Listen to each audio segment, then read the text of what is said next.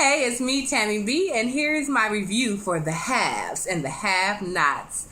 Okay, you guys, so this is season 2, episode 23, called Vetted. So basically, it starts off with Benny and Hannah. They spent their first night in the house, and clearly something is on Benny's mind. He's up early, kind of just thinking. Hannah asks if he slept well, and he said he kind of tossed and turned. He asked how she slept, and she said, I slept fine, almost as if I'm in my own house. And then that's because you are home. And she's like, this is not my house. I've worked for 20 plus years to try to pay for my house. And when you work that hard, it's hard to like give something up. So I definitely can understand that concept. So Benny is a little upset that like, oh, you just won't come move with me. And for her, it's just not that simple because number one, she worked hard to pay for her house, whether it's small or not. And then number two, it just doesn't seem right. And she told him, like, if you get something this fast, it's probably not worth keeping. And that is true, you guys. And she also said, she was being nice at first, really. And it was nice at all, kind of getting ready together, putting their little shoes on together, woo, woo, woo. But, it just eventually come out that she still has some disdain for everything that Benny got going on with the place, the house, and the tow yard. And he was like, dang, like, why don't you just, like, live the dream with me or whatever, right? And she was like, the Holy Spirit told her that something ain't right. And I was like, I know that's right. Like, because it's true, at the end of the day, even though Hannah is being a pain in the butt with all of these questions, the fact of the matter is there is some shadiness behind all of this, even though Benny is not up on it, So sometimes you do gotta listen when you got that feeling in your gut like something ain't right. Like, even though you might hurt Benny's feelings or hurt whoever's feelings, like she hurting Benny's feelings, like you gotta go with your gut sometimes, So, hey. And then, so she basically leaves and says she's going to see Quincy and then going to work. So the next scene, they basically flash to Jim and Catherine, you guys. So Catherine comes down and, they both notice that Wyatt isn't there. And Catherine's like, where is he? And Jim's like, I don't really know. I'm sure he'll turn up. I don't think he's going to tell on the DA after what happened. So let's just let him turn up. So Catherine's like, I want to know two things. Number one, how do you feel about Celine? And he actually said, I'm relieved about Celine because now she don't have nothing to hold over my head. And Catherine was like, well, there's more. And then Jim was like, well, that's her biggest bullet. So dang, there's more? Like, what else? I guess she just know all the secrets. So that is a lot. Even though having 2 kids is a way lot. So I get what Jim's saying. Like, she already let her biggest thing go. Anything else would be less of a blow than that, I guess. And then Catherine asks, like, why did you attack Veronica? But Jim won't tell her. And I can kind of get it. But at the same time, if you hate Veronica so much, why do you want your wife to still be best friends with her? So I would have told her. But then again, Catherine never agreed about Wyatt going to jail. So now she know Wyatt got raped, even though it's Veronica's fault. In a sense, it's Jim's fault. Like, if you wouldn't have put him there, then Veronica would have never had access to have that happen. So I see why he's not telling her. But she was like, I'm going to find out anyway. And he was just like, please do. So Jeffrey, and Wyatt, you guys. So Wyatt finally wakes up and he's getting ready. Jeffrey brings breakfast and Wyatt has an attitude. Like, oh, did you sleep with old boy? Talking about Landon. And he was like, yeah, why? And Wyatt's like, ugh, that's disgusting. And Jeffrey just like finally blow up on him. Like, look, I didn't take all this crap from my mom. I'm not about to take it from you. This is my life. Just deal with it. And how you call me your friend, you call me to rescue you and da-da-da-da-da, but then you insult me. So after Jeffrey finally banged on him, Wyatt kind of calms down and sits down, you guys. And he reveals to Jeffrey that he got raped in jail. So Wyatt's just like, man, that's messed up. And then Jeffrey's like, man, that's messed up that Wyatt got raped in jail. And then Wyatt goes on a tangent about his dad. So Jeffrey don't know the whole story. So Jeffrey like, Jim didn't have that done to you, whatever. What are you talking about? He was like, yes, he did. He doesn't care about me. I'm on my own. I can't trust nobody. And Wyatt storms off. So Jeffrey's just like, whatever. So then Candace and Oscar. So I guess Oscar spent the night, whatever. Now he's off back to New York to finish handling his business. He's going to Paris. He invites her, but, you know, she has to take care of the son, so she doesn't go. And she reveals that she likes him. She's like, I really, really like you. And I don't know, that's always been weird to me. Like, anybody over 30 who be saying, I like, or my boyfriend, like, I don't know why that sounds weird to me, but I really, really like you. I feel like when you're that mature, you should be able to say the words, like, I want to be exclusive, or whatever. I don't know, but I really, really like you. I'm just like, what does that mean? You better like him. He just gave you $500,000. You only like me and I just gave you $500,000? So, I mean, I get the point. She trying to say, like, hey, she usually only have sex with people, but she's starting to catch feelings. But say that. Like, use adult words. You're a lawyer. Like, use some of I'd rather use some legal terms than the word like. But, hey, whatever. But he reminds her, like, hey, I'll be back and you got to pay me back. So we'll see what happened with that. I don't know. Does anybody else still not trust him 100% except for me? Like, I don't like the fact that she liked him. Even regardless of what words she used, I don't like the fact that she anything's with him at this time. So we'll see. So we see that Hannah ends up walking to the hospital, y'all, or catching a bus. So Benny called her out like, hey, I got you a new car. Like, you gonna walk? And it's like 3 miles. She was like, yeah, I learned that the hard way. But she, you know, she basically let him know, you know, I don't trust this stuff. Now, that's kind of annoying because, like, dang, girl, like, somebody trying to help you out. Like, you can't take the car. But at the same time, just like Benny got caught riding dirty in that last car, who's to say that if Hannah got pulled over, it wouldn't be stolen? She don't have no proof. It ain't registered, whether it's in Benny's name or... They just got the car like 2 days ago, so it ain't registered in nobody's name. Probably ain't got no insurance yet or none of that. Even if the papers are in Benny's name, if she get pulled over, stuff still could happen. So in a sense, hey, I don't take a 3-mile walk over nothing, but I'm just saying I take a 3-mile walk over going to jail too. So, hey. Anyway, y'all. So then Quincy rolling down the street, looking all mad, nose all busted, and he, boom, zooms into Hannah's house, y'all. Zooms into her house, crashes the whole car into the house. He socks the back window out, supposedly with his hand, gets out, yells, I got you, Benny, and then the car and the house blow up. Y'all, okay, come on. First of all, the street is horizontal in front of Hannah's house. So there is, and then we've seen them standing outside and there's houses across the street. So there's no way Benny could have zoomed straight in front of the house. So I was like, okay, editing issue number 1.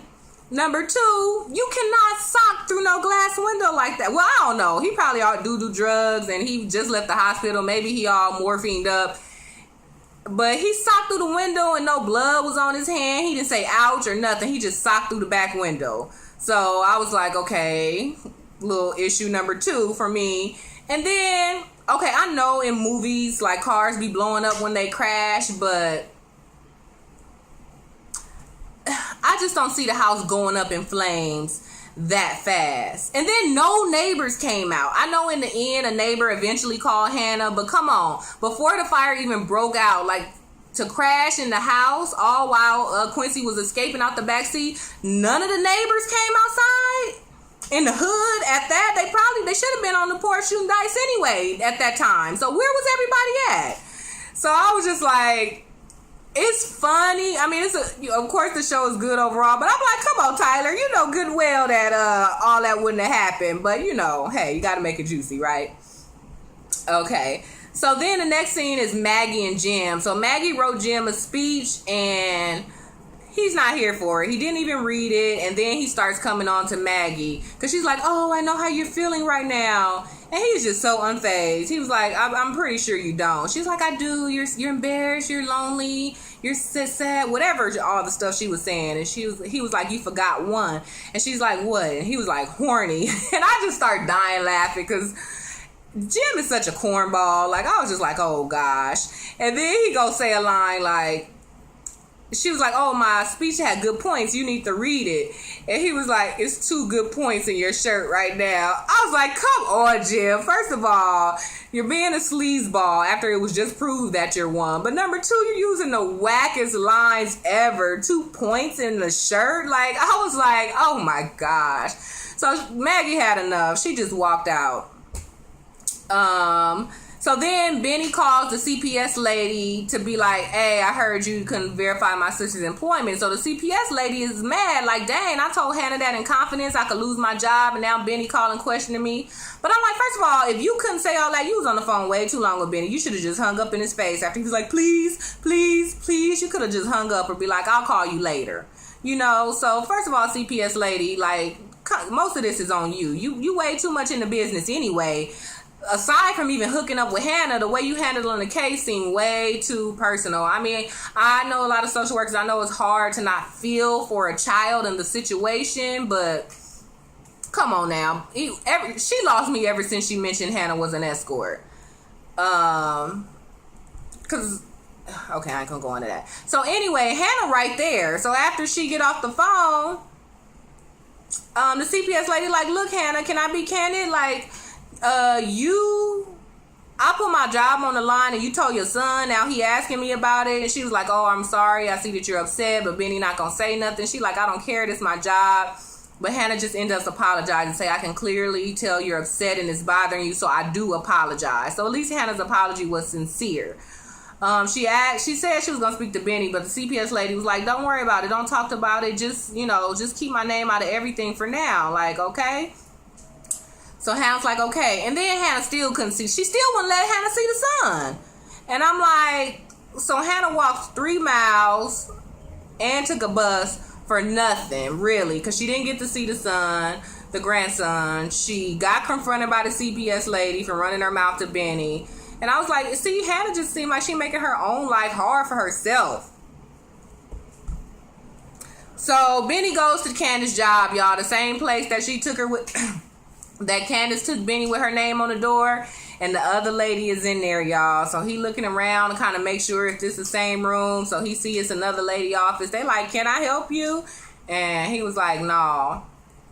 So he left. So now I don't know. So now he see that ain't Candace's office no more. So let's see what he do with that. So Jim goes to visit Celine. And soon as she like, who is it? It's Jim. I was just like, oh Lord, what's about to happen? Sorry. And then she was like, go away, Jim. I'm like, soon as I heard it was Jim, I knew he was going to end up in that apartment. I'm like, girl, please. You didn't embarrass him on national TV, come to his job, all that, and you still don't want to see him? Talking about get away. I was like, girl, if you don't hurry up and open the door and get this conversation over with. So she let him in, and Jim just let her have it. She was like, Jim was just like, I guess Celine was like, I did this for my sons. I want them to see that I'm not a doormat. He was like, you think this make you look good? Like, you look like a whore. Like, you and a snitch at that. Now your sons gonna know that you've been under my wife's nose for 20 plus years and not do nothing. Now all the men know, like, oh, that's the lady who put the governor elect on blast. So ain't nobody gonna want to be with you, and now you ain't got me. So this don't make you look brave. This not your coming out party or whatever. You look worse than you did before. And I was like, to be honest, Jim got a point. And y'all, remember I told y'all, even though everybody was like, oh, Celine, I can't believe Selena maid and got 2 kids, but I said the number one reason is like, she not a maid because she want to be. She number one a maid because she get to be up under Jim all the time. But number 2, girl, she is making $270,000 a year. That is $250,000 a year. I'll be Jim maid too. Like, as much as he give me plantation teas, I don't know. I'll be the Hannah Jr. or something. But I was like, dang. So he was like, I gave you 200 and I don't know. Okay, one breath I heard 270, then another breath I heard 275. But hey, give or take that 5, whatever. I get it. So they basically talked about what happened, and Jim admitted that he did love Celine. He was like, I did love you, but you start acting crazy. And she was like, oh, I started acting crazy because you stopped having sex with me. She was like, I stopped having sex with you because you start acting crazy. So, I mean, it seemed like the typical story, y'all. He was married, got a side chick. The side chick knew about the wife and was cool with being the side chick at first, but then somewhere along the way, maybe in between the babies or after baby number 2, she wanted to be booze for real, but he didn't want to be booze for real. So, hey, she got the short end of the stick. That's usually how it goes, you guys. It doesn't matter if you make $12 an hour or you make $275,000 a year. That is the role. That's how it goes. There's no... Well, nowadays, you know, the side chicks is winning now. So, hey, I don't know. But Celine is your traditional case. Like, hey, he told you my kids and my family come first. You got to believe them when they tell you sometimes. So, hey, so Jim out of there, like, forget you, bye, like, whatever. And she's like, please. And he's like, please what? She's like, just make love to me. I'm like, girl. Like, Jim must got, man, I don't know. He must got some kryptonite or something. Like, you embarrassed him. He just told you F you, bye. He called her the B word. He called her a whore. He said pathetic. He just said all this bad stuff to her and said a little few smart things about the son, even though he did refer to the son as our son. And she still want to have sex. I was like, Celine crazy. Like, Celine is for real crazy. But he just walks out and she's just like, oh. Like, so now it's like, what's she gonna do?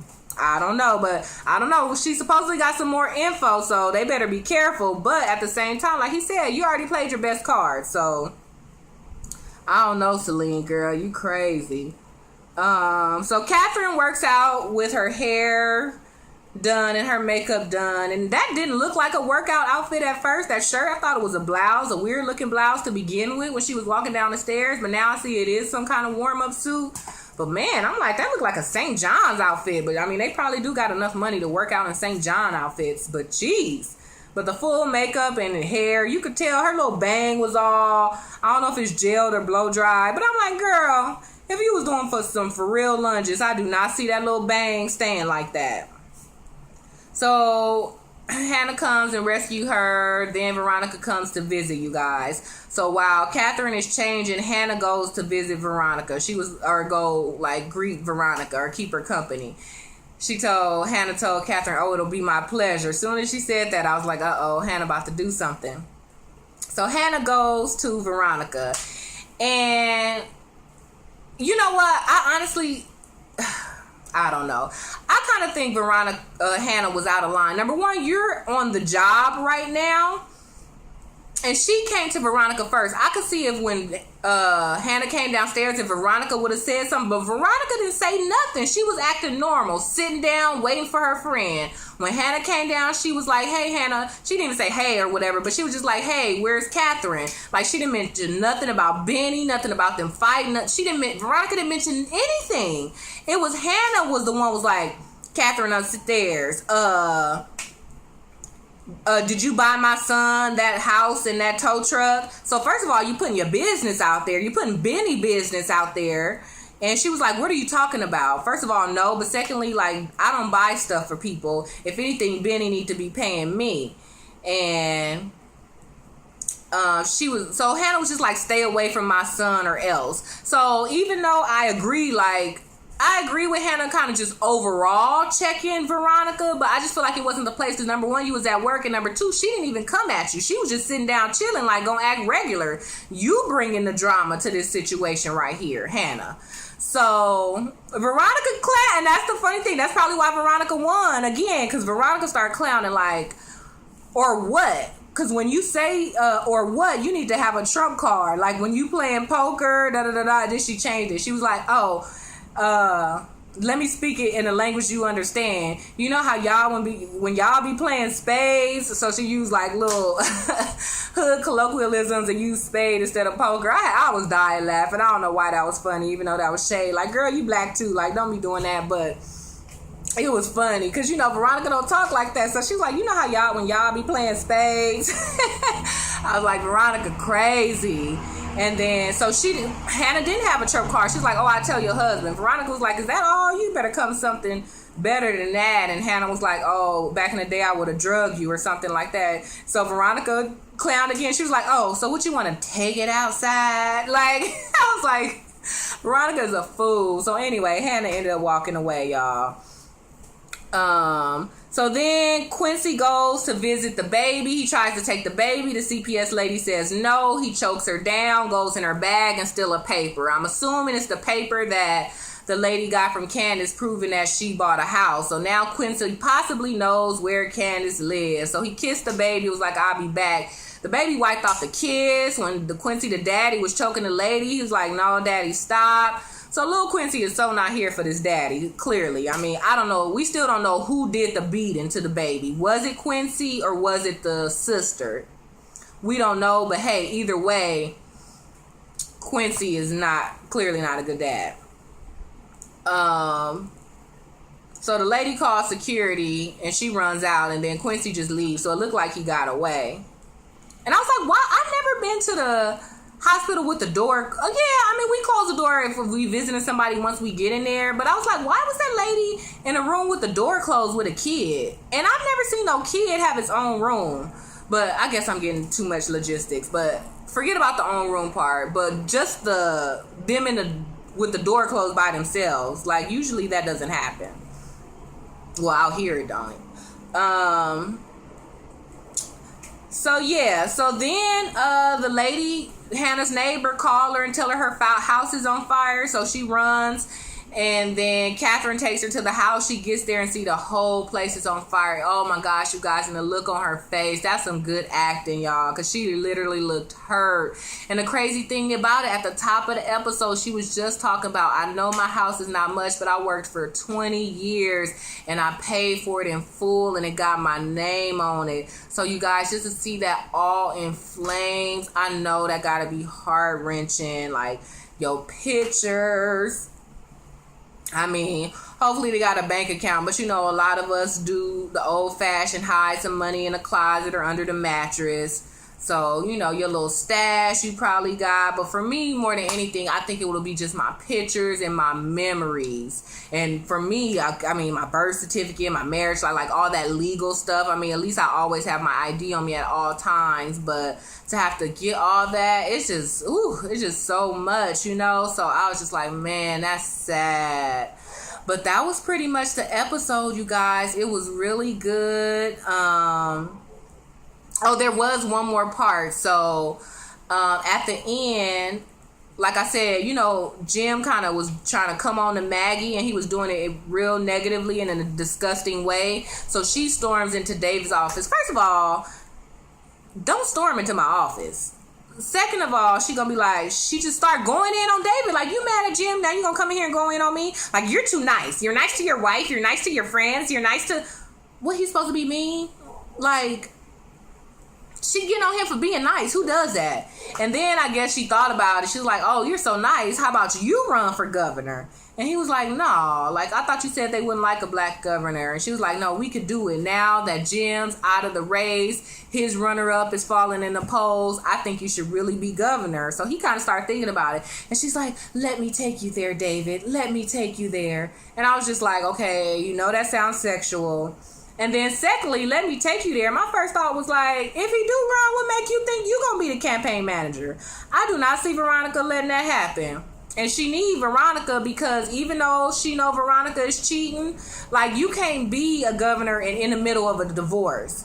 So I don't know. I like the idea of David running, I really do, but I don't want Maggie to be the manager. And like I said, we all know Veronica is crazy, but I just don't pick Maggie. Like, he should get a new boo, a different boo. Or, you know, I understand, fix it with your wife regardless of crazy. That's what the vows are for, really. So, like, she done some evil stuff, but you can turn back. You got all the way up until your last breath to turn back, you know, when you crazy and evil. So, hey, you know, either goes. But that's it, you guys. So it was a really good episode. So we'll see what happens when Oscar comes back. We see the previews. Benny comes, so he sees that the house is messed up, and he just yelled Quincy name. So we'll see what he gonna do about that. See, he should have killed him the first time, but then, you know, he'll be a murderer. He might be in jail, but I'm just saying, once Quincy was alive, I knew that wasn't the end of it. And then Jim goes to Celine, and it looked like they about to have sex. He tells Celine he love her, and they all kissing. So maybe since Maggie turned him down and he claimed he's so horny, I guess he had to get it. And now he not friends with Candace, so I guess he need to get it from somewhere. But I would have called somebody else, because she just ruined your whole life, kind of. But he don't seem like he gonna not run for governor. He don't seem like he gonna do the speech. So I don't know. Maybe that's his way of having his cake and eating it too. Like he said, he feel relieved that Celine told, so maybe now it won't be a secret and they can have sex. I don't know, y'all, but we just see that Jim and Celine kissing and stuff.